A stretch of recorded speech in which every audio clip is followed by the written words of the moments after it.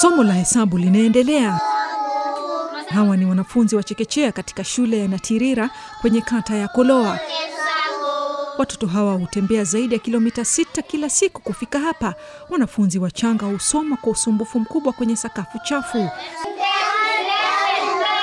Hapa hakuna madarasa, madawati, viti na kunachowapa kiwewe zaidi ni uwepo wa nyoka. Kwa sababu ya ukosefu wa vifaa vya kufundishia, wanafunzi hawa wadogo husomea kwenye nyumba hii ambayo ni ya mtu binafsi. Msamaria mwema alijitolea kuwapa nyumba yake wakati wa mchana ili wapokee mafunzo. Niko na watoto 22, tulikuwa tunasomea chini ya miti. Kidogo tukasema wacha tu tuombe mtu nyumba yake, alafu watoto wangu yenye mimi nafunza wapate mahali pa kukaa kama kifuli. Baadhi ya wanafunzi huketi sakafuni kuweka vitabu kwenye mapaja mwao wanapoandika. Vitabu hakuna, blackboard hakuna ya shule. Mimi naandika tu karatasi na hiyo tu inasaidia. Katika kituo cha chekechea cha Talmogo, wanafunzi hapa wamefadhiliwa na kanisa ambako wao hupewa nafasi ya kusoma kutoka Jumatatu hadi Ijumaa. Kanisa linatumika Jumamosi na Jumapili. Kituo hicho kilianzishwa kwa sababu vituo vingi vya chekechea viko mbali sana. Hapa pia wanaketi kwenye mawe na wanawekelea vitabu vyao kwenye mapaja. Jale ni kutumia kanisa kuwe ni class. Hasa watoto hawana uniforms na hawana chakula na hata vitabu hawana na hawana maji tena.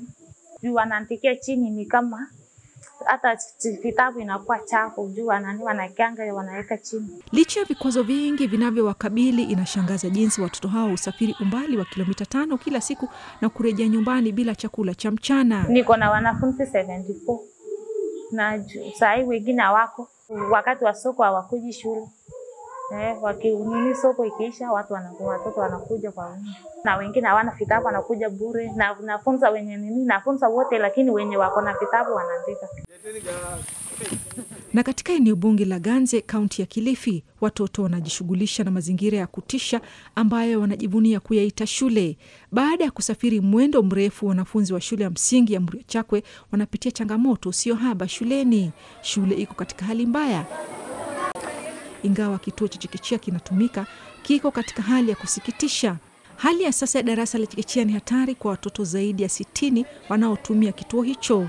Ni majengo ambayo ni duni kabisa. Hata mtoto akitoka nyumbani akija hapa, unasikia wasiwasi ukimwona, akija mpaka akirudi unasikia tu ndoro yako inapoa, kwa sababu mijengo ni kana kwamba itaanguka chini. These iron sheets are red in color. That means yameoza kabisa. Hayafai hata kuwa pale juu. Kukija upepo huwa ni kama wataangukiwa watoto wetu. Tunafikia mahali pa kuona ni heri wamesoma chini ya mti kuliko wamesoma darasani. Lakini kinachowatia wasiwasi bodi ya usimamizi ya shule hiyo ni kwamba hakuna dalili za kupata mwanga wa madarasa. Jengo hili ambalo linashuhudiwa kwamba limeanguka liko na zaidi miaka 3 nyuma zaidi. Jengo liliharibika kitambo, na si kwamba vilio hatupeleki, tunapeleka. Lakini hakuna reaction yoyote ambayo inafanyika so far. Tumewekwa nyuma kwa sababu ofisi za walimu hakuna hata sehemu ambazo wanaweza kukaa kufanya mikutano yao. Kwa kweli sisi tunahuzunika kwa vitu vingi. Kama maji tumekosa na stima, na sisi pia ni Wakenya ambao tuna haki ya kupiga kura. Hali ni kama hiyo katika shule ya msingi ya Forodhoya. Hapa madarasa ni 2 pekee na yamo katika hali ya kusikitisha. Hapa wanafunzi ni 52 ila wanatumia darasa moja.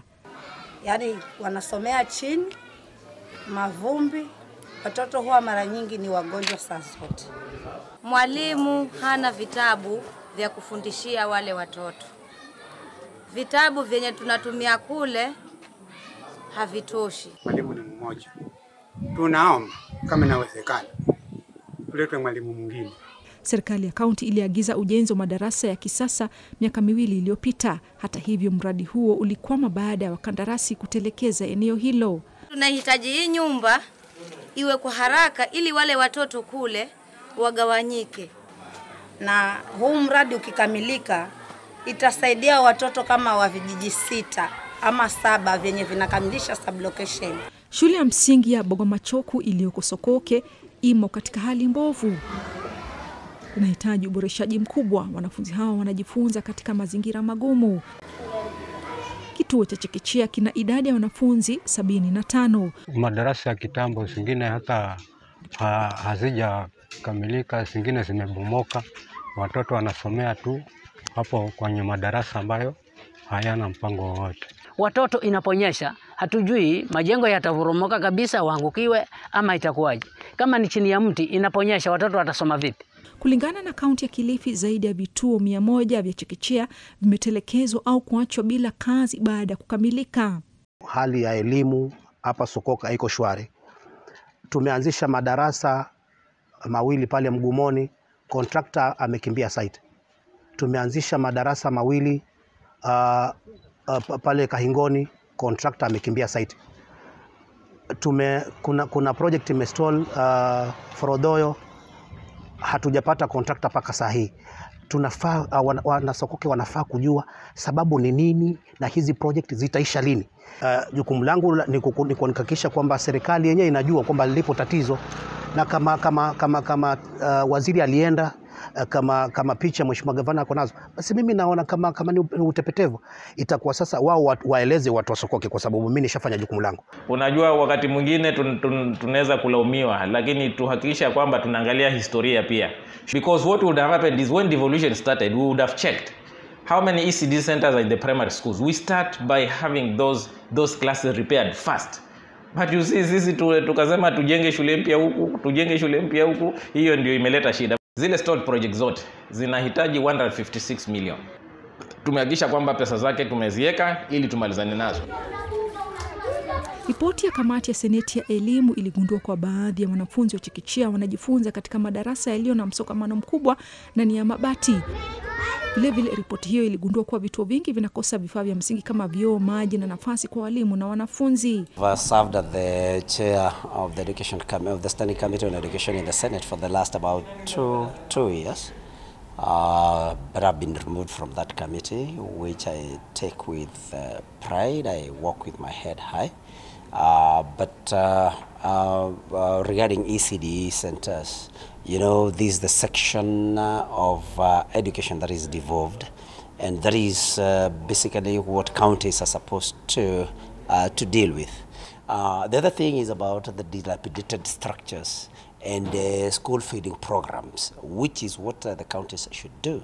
But what has been happening is that most of the counties have actually been abandoning that particular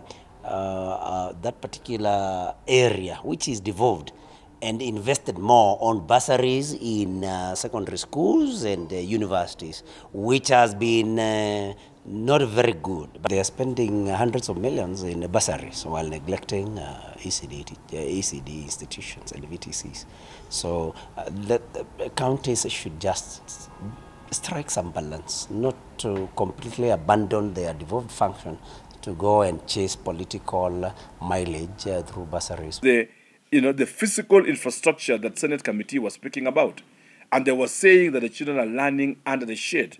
I wish to say that this is an abuse to the governance and constitution order, because I can say with authority that the county governments have done a great deal in supporting ECD, in building modern infrastructure, and in building standard classrooms which are conducive for learning. Yes, some counties may still have some challenge. Kila mtoto wa Kenya ana haki ya kupata elimu bora na inayomudu, lakini hii itasalia kuwa ndoto tu ikiwa wanafunzi wataendelea kusoma katika hali mbaya kama hii. Ozongui NTV.